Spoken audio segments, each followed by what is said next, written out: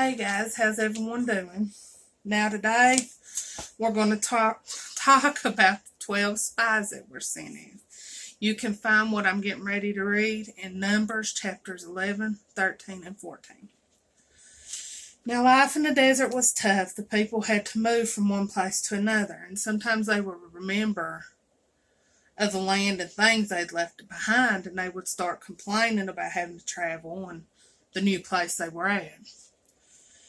Well, one day, on the edge of the River Jordan, Moses decided to send in 12 spies, one from each tribe, to explore the land that God had promised to give his people, the land of Canaan.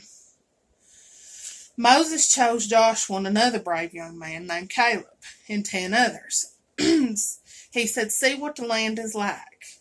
I want to know how strong the people are, how many cities they have, how high the walls are, find out everything." They went out to explore the land. When they came back, they carried with them a huge bunch of grapes, so heavy that 2 men had to carry them. Now, can you imagine? We aren't talking about these little stalks of grapes that we buy from the store now.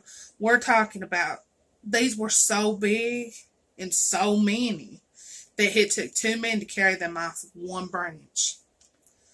Well, Moses was eagerly waiting for the report. What did they see? "We saw giants," they said. "The land is huge. Powerful warriors living in massive cities. It's a wonderful land, full of rich pasture, a land flowing with milk and honey. We can conquer it easy." "No," said the others. "It's too dangerous. There may be good pasture, that's true, but we will all be killed, every one of us." When the people heard this, they became terrified. Then their terror turned to rage. "It's your fault," they screamed at Moses. "If only we'd died in Egypt. We were better off there."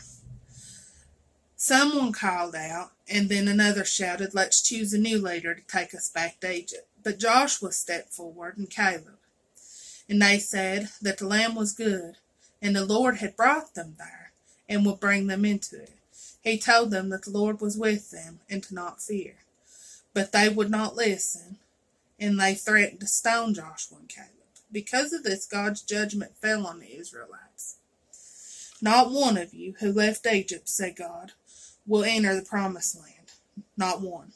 Only Joshua and Caleb was allowed to cross the river Jordan and enter into the promised land." They wandered the desert to get to this land for 40 years.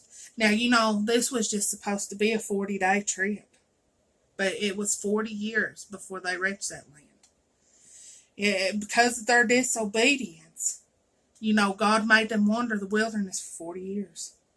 And then they finally did reach the promised land. But because of the having no faith and their disbelief, and, failing to have the belief that God would make sure that the victory was theirs, they missed out on that blessing. Obedience is better than sacrifice. It's not that hard to be obedient. And fear is powerful. More powerful than we even want to. I wasn't going to read this next thing here, but I think it ties in with that, with the fear alone. And I'd marked it, "Be not afraid." And I've got at the beginning of it, it says, "Which of you, by taking thought, can add 1 cubit unto his stature?" Matthew 6:27 is where you can find that. Fear is one of the biggest stumbling blocks that most youth and adults face. We're afraid of what could happen, what did happen, or what others may think. We fear for safety, and we fear because of the unknown. We fear, we fret, and all of this is in vain. Which of you, by taking thought, can add 1 cubit unto his stature? What good will worry do? It won't make you taller. It never solves situations. It just adds to the problem. Do you know over 50 times in the Bible we are told to not be afraid? When Moses prepared the people for their new life in a new land, he told them of the enemies they would face, and to not fear them. "Thou shalt not be afraid of them, but shalt well remember what the Lord thy God did unto Pharaoh and unto all Egypt, which you can find in Deuteronomy 7:18. Instead of worrying about what could happen, remember how God has helped you in the past and how he will again if you ask him. In God have I put my trust. I will not be afraid of what man can do unto me. You can find that in Psalm 56:11.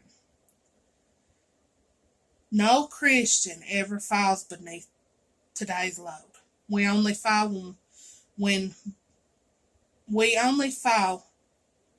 we borrow tomorrow's trials without the benefit of tomorrow's grace.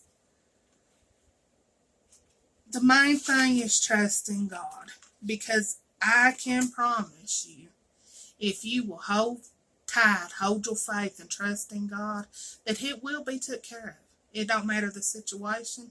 It don't matter the trial. You have to have faith and believe that he will take care of it. And it's got to be more than just words coming out of your mouth. You have to believe it in your heart. That was today's lesson. I hope you enjoyed it. I do one of these every Tuesday. If you liked it, please like and subscribe. I have started a little series called Fun Fact Friday. I will be back Friday to do that. I hope you all have a good rest of your week. I'll talk to you later. Bye.